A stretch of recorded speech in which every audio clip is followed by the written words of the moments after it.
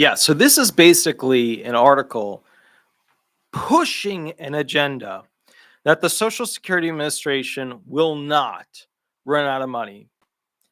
That is unfortunately a disingenuous piece. I would even go to say that it is a lie. And I'm going to explain to you why as we go through this article. It's important for you to plan your financial well being when it comes to increasing your benefits because these programs are to some degree collapsing. The Social Security Administration is an easy one to see the collapse in because we have a lot of financial data. Other ones as well are not doing what they should be doing in the long-term timeline sense. Let's go into it. CNBC, can Social Security actually go broke? Here's the real story all retirees should know. And this is not the real story. This is actually incorrect. Here's the key points. Dire trustees reported some people writing off Social Security for the retirement. While Social Security cuts are possible, the program is not in danger of running out of money. It's best to save for retirement so that Social Security isn't your primary or only source of income. The $22,924 Social Security bonus most retirees completely overlook, blah, blah, blah. Okay, let's get into this. It's important to dispel this giant myth, which it's not. It's not. And when I read this to you, I want you to keep in mind one very important thing. Number one, when the United States reserve currency, what we internationally use to trade with other countries, the dollar being bought up by foreign countries and that dollar being used to purchase other goods from foreign countries. The US dollar being bought by a country to buy other stuff from another country, which is the reserve currency. When that currency stops being used as much as it is, it devalues that dollar. And that dollar, for the bonds that they buy with our FICA taxes, then devalues those bonds. When it devalues those bonds, they won't have enough money to pay for Social Security benefits because normally they can just print more money. That's the game. You just print more money. Hey, we're America. We just print more money. Or normally they just borrow more money. But when they can't borrow more money because we're 35 trillion in debt and we can't afford our interest payments and we can't print more money because it will devalue our dollar and make our dollar less valuable for other countries to buy and use to trade internationally, that collapses the program. Whereas everybody on the legacy news stations and the government is saying, there's no problem here. Everything's A-okay. Everything's great.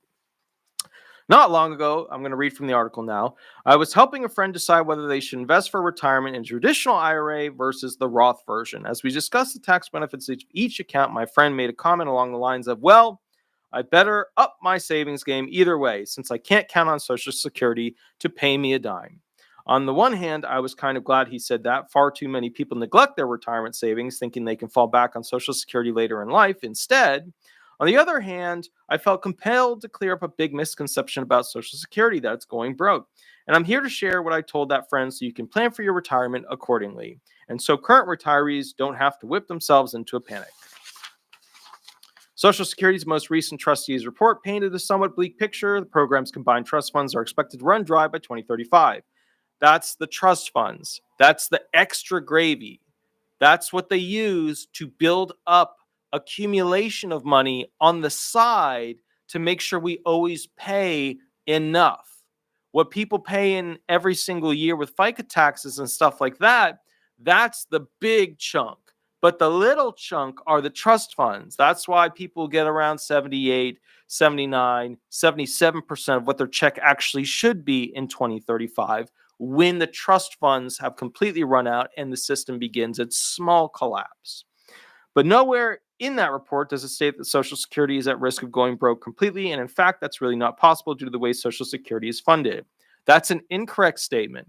Just because we pay every single time we work a FICA tax doesn't mean that it can't go broke, where the Senate and the House have to step in and create a new program that's different from the one we previously had because the current one can't fund retired people enough to keep them going in the right direction. So that's a false statement. That's an overgeneralization by this group, by the Legacy News. It's a false statement. Social Security gets the bulk of its revenue from payroll taxes. That is correct. In the coming years, that revenue stream is projected to shrink as baby boomers stage a mass workforce exodus, something they've moved more than earned. They've more than earned.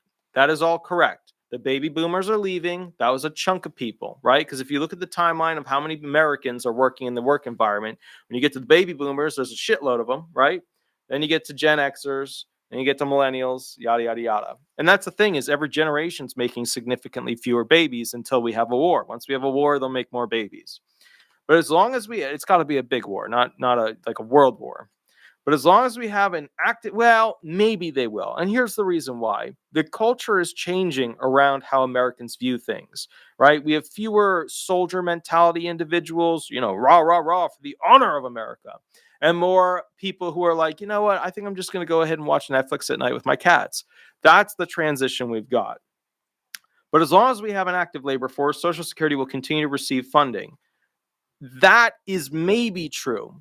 We don't know if the traditional retirement program we have will have to be completely reshaped where they massively reduce benefits to be able to afford paying them out. A lot of people are like, well, the government backed it. The government never backed this. It's not like going to a bank and you get FICA insured, or you get this, you get this insured or that insured up to a certain amount. That doesn't exist for Social Security benefits because the numbers are too big. The government can't back that. They can't print that amount and just let it slide without collapsing the dollar. We're talking about trillions, not hundreds of thousands. Okay, so if that's a concern of yours, whether it's current recipient or a future one, rest assured the worst case scenario on the table right now is a benefit cut. And even that's not a given. It is a given. It is in 2035, they're saying with the current report, it was 2034, it was 2033.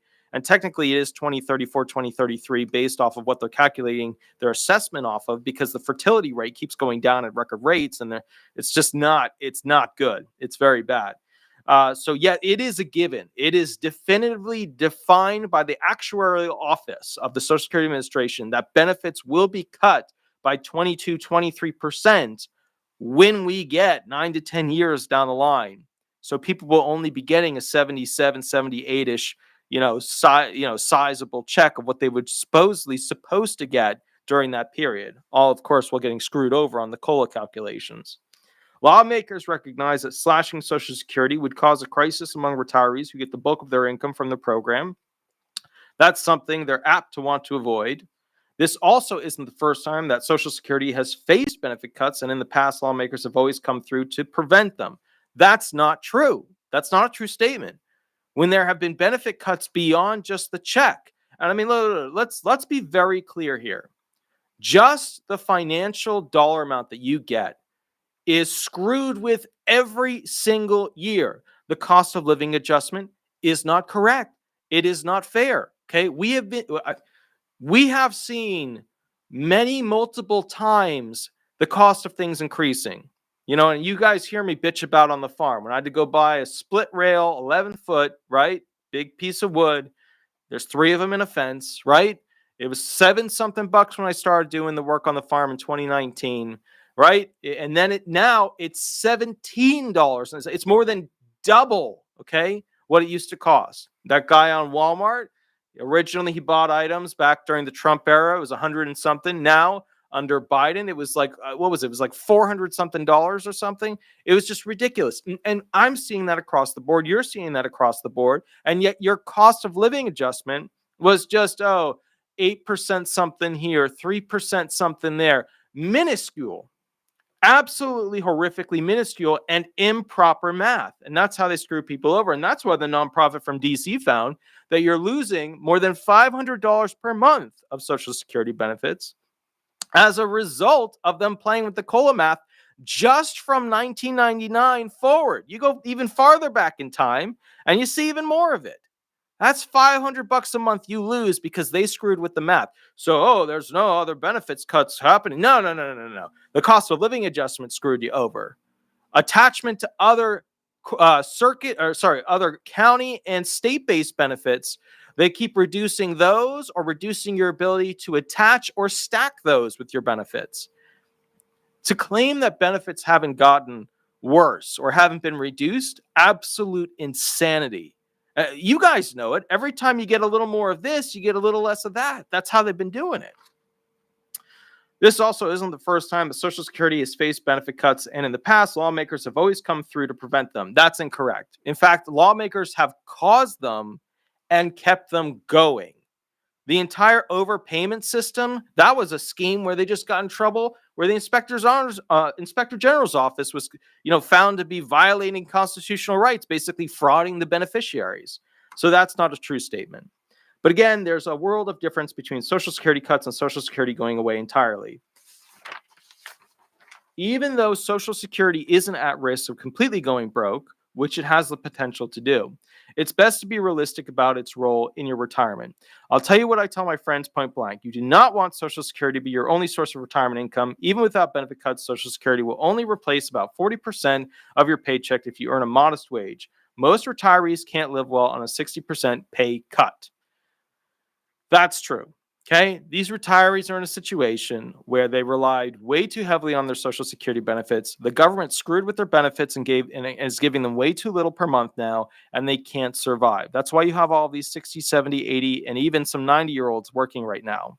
It's funny too. You see it on YouTube. They're like, look at that 85-year-old working. Wow. Look at the work ethic of that person. Okay. First of all, we should not be impressed that an 85-year-old has to effing continue to work.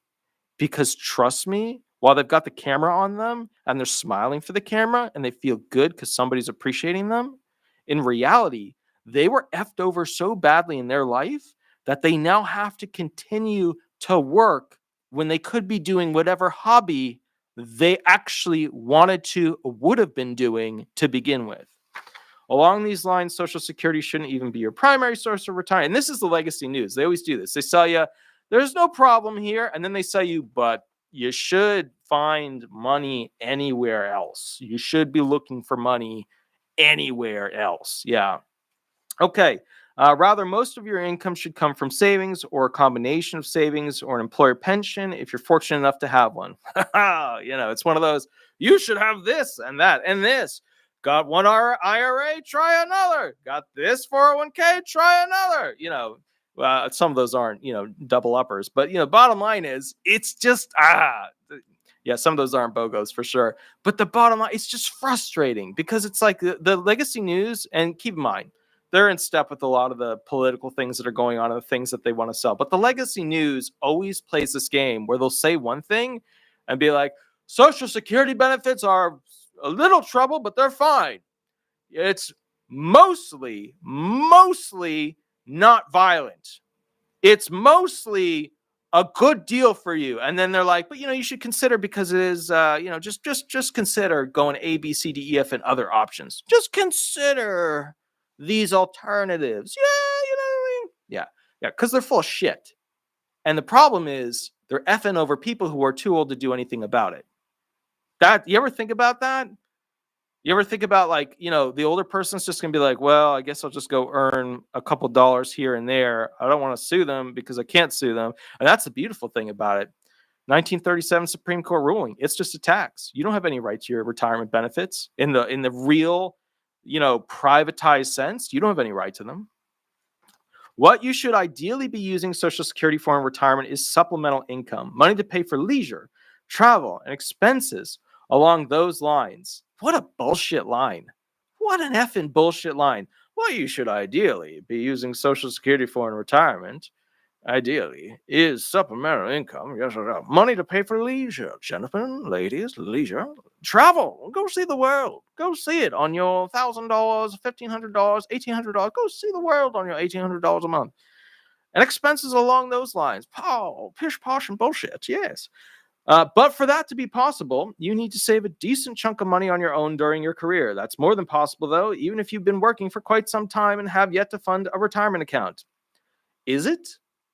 Because that entire generation didn't have horrific student loans that were literally shark loans. That generation doesn't have to pay those their entire life, and they are still broke. So could they? Did they? No, no, no. Let's say you be, yeah, and that's the thing is like, it's like they just put these automatic, just fluff lines into this. Well, boomers, they of course shoulda, coulda, woulda, and did, and if you didn't at this point, blah blah blah. I love how they write this article about boomers, like as boomers begin to do their retirement, blah blah blah.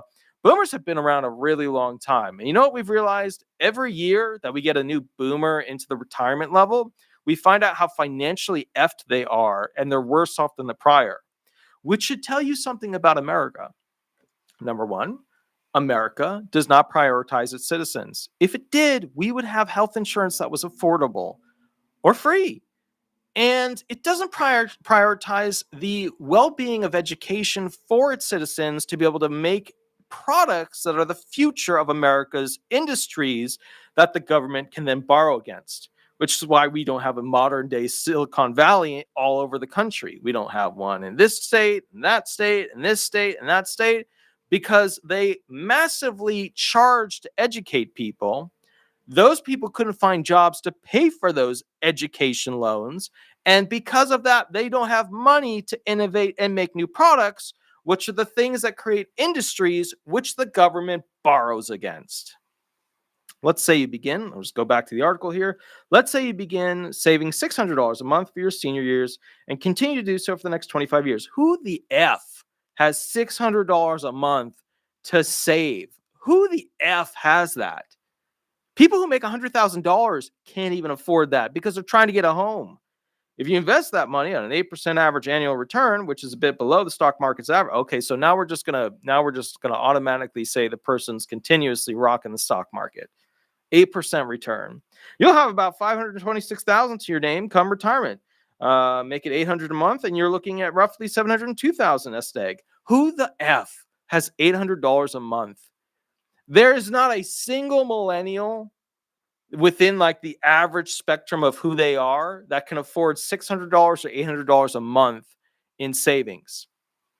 No, only the top people in the blue collar fields and only the top people who had something pay off their academia loans, like scholarships, like they were something, from a special country, or they were Black or Latino or Asian or whatever, and they got a scholarship that wiped out. Only those individuals have the setup to be able to afford saving like that. Otherwise, it ain't happening. It ain't happening. And even then, it's like, you will have a $702,000 nest egg if you do this your entire life. Of course, those individuals can't do that in their entire life because the bottom line is they get into the work environment much later in life because their education takes that much longer to get them there. You can tell I have some issues with this article. Of course, if you have more time between now and retirement, even better. Saving just $400 a month at an 8% return over 40 years could leave you with over $1.2 million. 40 years. So you're saving money like at 18, 19, 20, so on. Either way, do your best to not become too reliant on Social Security and retirement, but also don't write off those benefits completely. It's more than fair to factor some Social Security into your retirement finances. In a worst case scenario, though, it won't be the complete monthly benefit you're entitled to. All right, look, this article is what they're pushing. It's bullshit. It's total and complete bullshit. All the legacy news stations have continuously pumped this into the airwaves. Let me just solidify the problem. The problem is women and men are not getting married enough and having babies. Women and men are still having babies here and there, where they have baby's mama, baby's father, baby's daddy. But those kids do not tend to equate to high-achieving, high-educated individuals who make a lot of money. Still great kids, still amazing people, but they don't tend to become higher-educated, society, tax-paying individuals. Still awesome people. It's just what we're looking at are people that are going to make enough money to be taxed enough to pay for everybody else. So the problem is, because people aren't getting married like they used to and having kids like they used to, we have this issue where we're not having enough high enough paying, high enough working, earning, and paying tax individuals that pay enough FICA taxes. Now, the fertility rate is dropping, which means that there's not enough people to pay for the retired. So will Social Security retirement benefits continue to do great? Will they continue to roll forward? No. The trust funds are going to take a dip first. And then after that, the amount of money that's coming in is just going to keep going down and down and down. Did you ever think, and this is an important thing to consider with this whole situation, Did you ever think if the trust funds are running out, what happens after the trust funds are gone on a 5-year plan? A lot of people don't. They just get stuck at shit. The trust funds have run out. I'm only going to get a check for around 78%, 77%. Shit. And that's it. That's the end of the analysis. But that's not the end of the analysis. After that point, the program continues to fail. And it doesn't just fail at a cool little line like this. It's not just like, shit, we're screwed. No, it fails like this.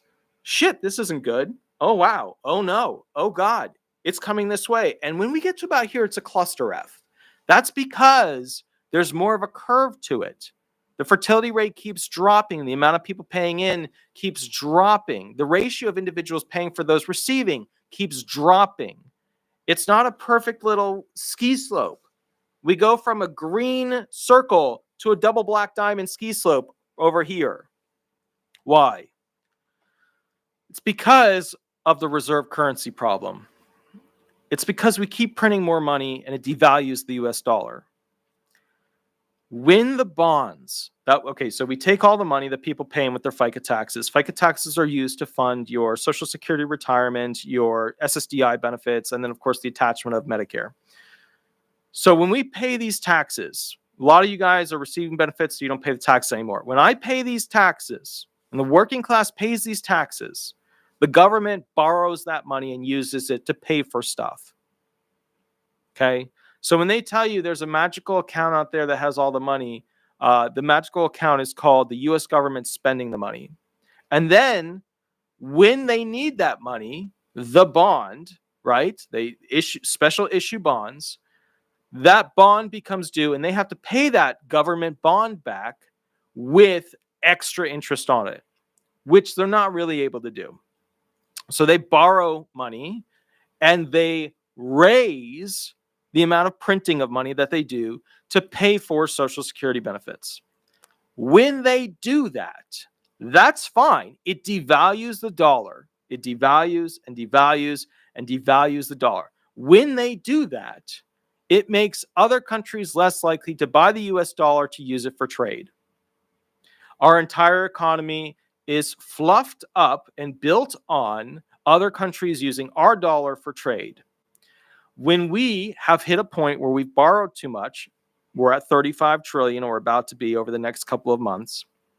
When we can't print more money, because at this point the money is already devalued too significantly and it's hurting the ratio of our ability to go ahead and have other countries use it for international trade. So when we can't print more money and we can't borrow more money, what's the result? The result is that we can't pay for the Social Security special FICA bonds. And if we can't afford those FICA bonds, then what we have is the government taking the FICA taxes, them borrowing that money and creating a legal bond document that says, we'll pay you back with interest. Then it becomes due to pay back with interest to fund the Social Security Administration's payment of benefits. And if we can't borrow or print more money to pay for that, then it collapses. That's why you have to realize that this BS that they're publishing about how, they're always going to be here is incorrect. The program has a major problem coming up. You have the little problem, which is the trust funds run out. And then you have the huge problem of basically us not being able to afford the actual bonds that they owe interest on that come due, that pay for all of your benefits. That's the problem. All right, guys, I will catch you a little bit later. Please remember that it is crucial to have a pro-SSA government, a government that wants your benefits to succeed. which is ironic because the government group that cares the most about your benefits and treating you well with SSA stuff tends to be Democrats. But they're also the group that is most likely to collapse the economy. And then you have the other group over here, which are Republicans, who are less pro-claimant, less pro-beneficiary, but they're also the ones that are more likely to save the economy. So you got, and they do these things with these events where they're like, oh, Trump borrowed this much money. Yeah, because he had COVID and had the largest bills for payout when it comes to saving all the companies that pay for everybody to work. And they're like, oh, he borrowed so much. Yeah, look at his first 2 years. So they play that game. But the Republicans, way better at the economy, right? And a lot of them have to come in and spend money to save it from what the Democrats did. But the Democrats are usually pro-SSA. So it's like one demon or the other. You want the better economy that's going to save the program in total, or you want some little benefits right now. Like, this is what you face when voting. That's how horrific this is. All right. I will catch you guys a little bit later. I'm going to go pick up my doggies. You have a wonderful, wonderful, wonderful day. Please remember to like. Please remember to subscribe. I go live on Tuesdays and Thursdays. If you want to call in during that time, that's fine. Also, there's a little mini contract in the thing below if you want to go ahead and borrow me for a private hour for me to figure out some issue that you're having with the SSA. A lot of people use those. They also use them to run hearing questions, stuff like that when they're already represented or not represented. I will catch you a little bit later. You have a wonderful, wonderful day, and we'll go from there. All right. Thank you so much, everybody. Have a wonderful day. Bye-bye. Happy 4th. Bye-bye.